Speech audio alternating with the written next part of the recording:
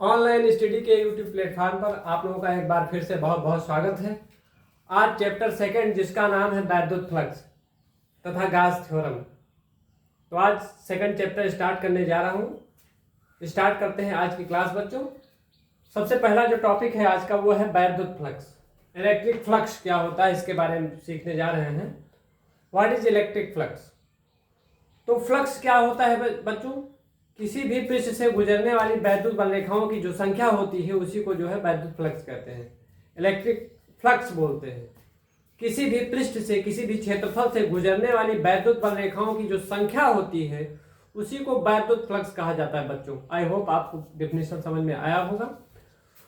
अब इसको हम लोग कैसे जनरली जाने कि फ्लक्स होता क्या है। जैसे यहाँ पर मैंने एक सरफेस ले लिया है एस, तो इस सरफेस एस से कितनी बल रेखाएं गुजर रही हैं, इससे होकर के जा रही हैं, उसी को हम लोग वैद्युत फ्लक्स बोलते हैं। तो अब वैद्युत फ्लक्स का मैथमेटिकल डेफिनेशन क्या है बच्चों, आइए उसको जान लेते हैं। लेट अस सपोज दैट अगर मेरे पास देखिए मैंने सरफेस लिया है, तो सरफेस पर क्या होगा, इस पर एक जो है इसका एरिया वेक्टर होगा। सबसे जो इंपॉर्टेंट थिंग है वो है एरिया वेक्टर। इस सरफेस के परपेंडिकुलर यानी अभिलंबवत जो जाने वाला एक वेक्टर होता है उसको जो है क्षेत्रफल वेक्टर कहते हैं, एरिया वेक्टर कहते हैं। तो यहाँ पर मैंने डिनोट किया है जो एरिया वेक्टर है वो है डीएस, वेक्टर डीएस। और हम यहाँ पर देख पा रहे हैं जो इंटेंसिटी ऑफ इलेक्ट्रिक फील्ड है वो इस सरफेस से कितना डायरेक्शन बना रहा है, थीटा। ये थीटा एंगल पर है जो। तो इसकी मैथमेटिकल डिफिनीशन क्या होगी इलेक्ट्रिक फ्लक्स की? इस सरफेस से जो पास आउट करने वाला फ्लक्स होगा बच्चों वो कितना होगा, जिसको हम लोग फाई ई लिखेंगे। फाई इज इक्वल टू क्या होगा, vector E dot vector DS. इसका मतलब ये हुआ बच्चों कि electric intensity of electric field और एरिया वेक्टर का जो प्रोडक्ट होता है, जो गुणनफल होता है, उसी को इलेक्ट्रिकल फ्लक्स बोलते हैं। आई होप आप लोगों को बहुत अच्छे से समझ में आया होगा। ये इलेक्ट्रिकल फ्लक्स की मैथमेटिकल डेफिनेशन है बच्चों। अब फ्लक्स के बारे में कुछ और इंपॉर्टेंट चीजें हैं। वो इंपॉर्टेंट चीजें क्या है बच्चों? किसी भी पृष्ठ के अंदर की ओर जाने वाली जो वैद्युत बल रेखाएं हैं उनको निगेटिव लिया जाता है, यानी इनसाइड पृष्ठ के भीतर प्रवेश करने वाली जो वैद्युत बल रेखाएं होती हैं उसको पॉजिटिव लिया जाता है, और पृष्ठ के आउटवर्ड जो गुजरने वाली बल रेखाएं होती है उसको क्या लिया जाता है, उसको पॉजिटिव लिया जाता है। सपोज दैट मैंने यहाँ दो सरफेस ले लिया, आप देखिए यहाँ पर कोई चार्ज क्यों रखा हुआ है, तो अब यहाँ से कुछ फ्लक्स निकलेंगी और यहाँ से भी फ्लक्स निकलेंगी। देखिए तो यहाँ से चूंकि देखिए इधर बाहर की ओर, यहाँ से देखिए बाहर की ओर निकल रही है, इसको बाहर की ओर देखेंगे, ये इस पृष्ठ से बाहर जाएंगे। ये इलेक्ट्रिकल लाइन ऑफ फोर्सेस बाहर की ओर जा रही है, आउटवर्ड, और ये कहाँ जा रहे हैं, इनसाइड जा रही है। तो हम देख पा रहे हैं कि पृष्ठ के अंदर जो प्रवेश करने वाली वैद्युत बल रेखाएं हैं उनको हम लोग क्या लेते हैं, यहाँ पर इसको निगेटिव काउंट करेंगे, ये माइनस फाई ई होगा, और पृष्ठ से आउटवर्ड बाहर की ओर जाने वाली वैद्युत रेखाओं को यहाँ पर पॉजिटिव लिया जाएगा। तो ये पॉजिटिव होगा, ये क्या होगा, निगेटिव होगा। ये बहुत इंपॉर्टेंट थिंग है। तो पृष्ठ के इनसाइड, सरफेस के इनसाइड अंदर की ओर जाने वाली वैद्युत बल रेखाओं को निगेटिव लिया जाता है, और पृष्ठ से बाहर जाने वाली वैद्युत रेखाओं को पॉजिटिव लिया जाता है। बहुत इंपॉर्टेंट थिंग है ये। नेक्स्ट चीज क्या है बच्चों, और इसमें कुछ चीजें और हैं बहुत ही महत्वपूर्ण है इलेक्ट्रिकल फ्लक्स के बारे में। तो वो इंपॉर्टेंट थिंग्स क्या है, आइए आपको बताते हैं। नंबर 1, अगर इंटेंसिटी ऑफ इलेक्ट्रिक फील्ड और एरिया जो वेक्टर है वो एक दूसरे से थीटा एंगल पर है, जैसे मैंने अभी बताया आपको, ये देखिए यहाँ पर ये एरिया वेक्टर है आपका, और ये क्या है, ये सरफेस वो। अब इसमें कई कंडीशंस है बच्चों। अगर यहाँ पर क्या होगा, फर्स्ट चीज, पहली चीज है कि अगर ये जो एरिया वेक्टर है और जो intensity of electric field vector है दोनों सेम डायरेक्शन में है, तो सेम डायरेक्शन में है तो उस केस में फ्लक्स क्या होगा, देखिए phi is equal to, definition लगाएंगे फ्लक्स की, तो ये क्या होगा, E D S cos theta. E dot D S का मतलब क्या हुआ, E D S cos theta. यहाँ हम देख पा रहे हैं यहाँ दोनों सेम डायरेक्शन में है, तो थीटा इज इक्वल टू कितना है, 0 डिग्री है। It means phi is equal to क्या हो जाएगा, हो जाएगा E D S into cos 0 degree. तो five, then five is equal to कितना हो जाएगा, E D S, and cos 0 का वैल्यू 1 होता है, तो फाइव इज इक्वल टू कितना हो जाएगा, ई डी एस, ई डी एस। यानी इस केस में आपको मैक्सिमम इलेक्ट्रिकल फ्लक्स प्राप्त होगा। सेकेंड कंडीशन क्या है बच्चों इसमें, सेकेंड कंडीशन ये है कि अगर ये दोनों अपोजिट डायरेक्शन में हो तब क्या होगा। सपोज दैट, देखिए बेटा, सपोज दैट ये आपका एरिया वेक्टर है और आपका इलेक्ट्रिक फील्ड जो है वो इस डायरेक्शन में है, तो दोनों क्या हो गए, दोनों 180 डिग्री पर है एक दूसरे से।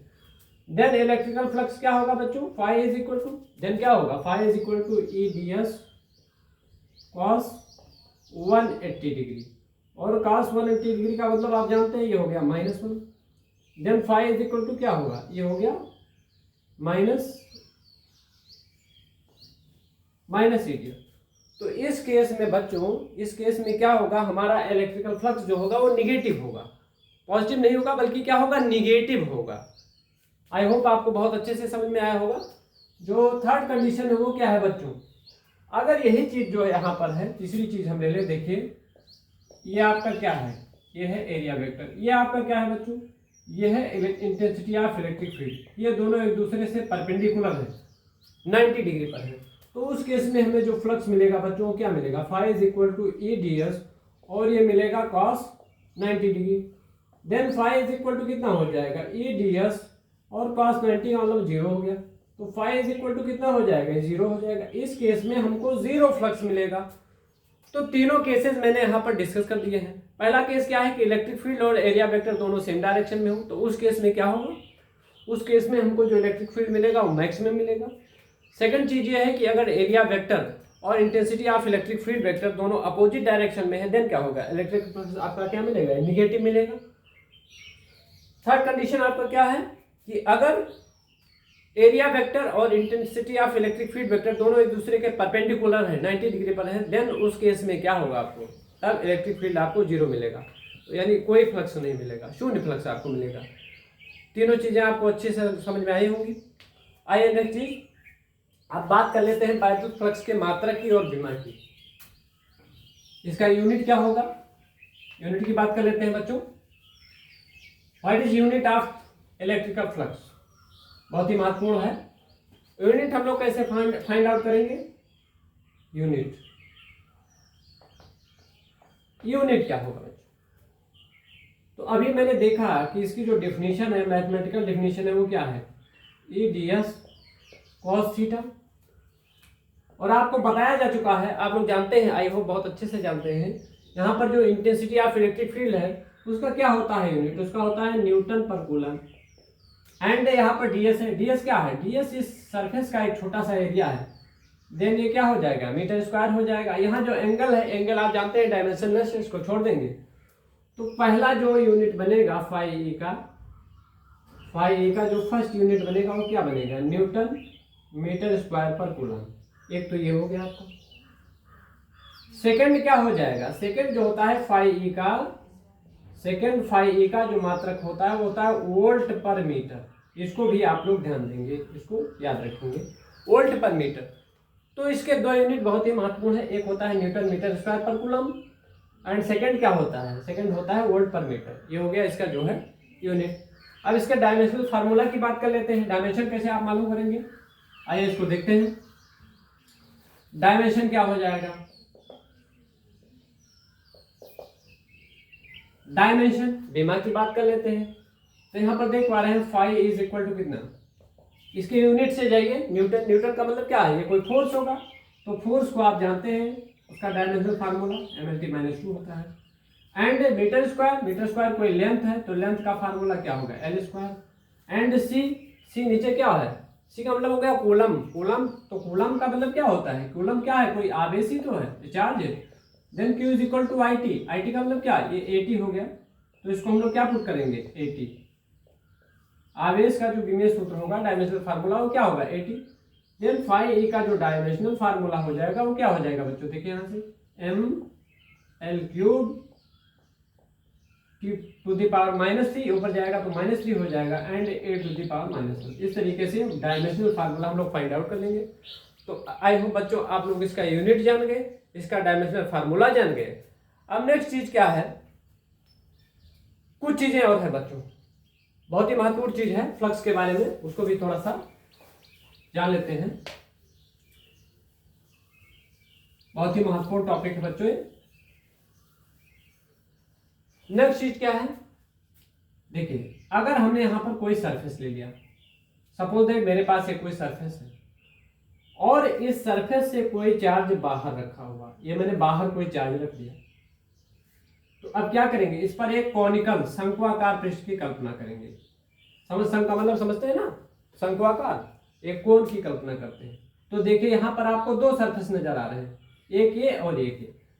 अगर चार्ज बाहर की ओर है तो इससे जाने वाला फ्लक्स कितना होगा, जो पास आउट होने वाला फ्लक्स है वो कितना होगा, यानी यहां से जो फ्लक्स जाएगा और यहां से फ्लक्स जो बाहर निकलेगा, इनवर्ड एंड आउटवर्ड। तो आप जानते हैं, मैंने आपको बताया है कि इस सरफेस से पृष्ठ के भीतर जाने वाला जो फ्लक्स होगा फाई इज इक्वल टू, वो कितना हो जाएगा, ये हो जाएगा Q upon 4 pi epsilon not, ये हो गया, एंड डी ओमेगा, और निगेटिव में होगा। ये आपको मैं गॉस थ्योरम में अच्छे से बताऊंगा, लेकिन थोड़ा सा यहाँ जान लेते हैं। यानी इस सरफेस से इनवर्ड एंट्री करने वाले जो फ्लक्स होगा वो कितना होगा, phi is equal to minus Q upon 4 pi epsilon D omega. D omega क्या है, यहाँ पर सॉलिड एंगल है, इसको घन कोण बोलते हैं, आप लोग पढ़ चुके हैं। एंड अगेन अगर इस पृष्ठ की बात करें तो इस पृष्ठ के लिए जो फाई होगा वो कितना होगा, flux plus 4 pi epsilon not, and क्या होगा, D omega upon 4 pi epsilon not. अब इस पृष्ठ के अंदर, इसके भीतर अगर टोटल फ्लक्स की बात करें, फाई इज टोटल फ्लक्स की बात करूं तो कितना हो जाएगा, जरा इसको ऐड करें आप लोग, minus Q upon 4 pi epsilon not D omega plus Q upon 4 pi epsilon not D omega. क्या देख पा रहे हैं, यहाँ दोनों एक दूसरे से कैंसिल हो जा रहे हैं, फ्लक्स कितना मिला, 0। इसका मतलब ये हुआ कि कोई अगर क्लोज्ड सरफेस है तो क्लोज्ड सरफेस के बाहर अगर कोई चार्ज रखा हुआ, इसको आप लोग ध्यान से सुने, कोई क्लोज्ड सरफेस है मेरे पास और उससे अगर बाहर कोई चार्ज रखा हुआ है तो जो उसके भीतर जो नेट इलेक्ट्रिकल फ्लक्स मिलेगा वो 0 मिलेगा। इस बात को आप लोग ध्यान रखेंगे। आई होप आपको इलेक्ट्रिकल फ्लक्स बहुत अच्छे से समझ में आया होगा। नेक्स्ट टॉपिक होगा मेरा गॉस थ्योरम, बहुत ही महत्वपूर्ण टॉपिक है। तो नेक्स्ट क्लास में आपको गॉस थ्योरम मैं बताऊंगा, और मेरा चैनल आप लोग जरूर सब्सक्राइब कर लें और इसको लाइक और शेयर करना ना भूलें। आप लोग चैनल मेरा सब्सक्राइब नहीं करते हैं, पढ़ तो लेते हैं लेकिन सब्सक्राइब नहीं करते हैं। आई होप आप लोग इस बार जरूर मेरे बात पर गौर करेंगे और मेरे चैनल को जरूर सब्सक्राइब कर लेंगे।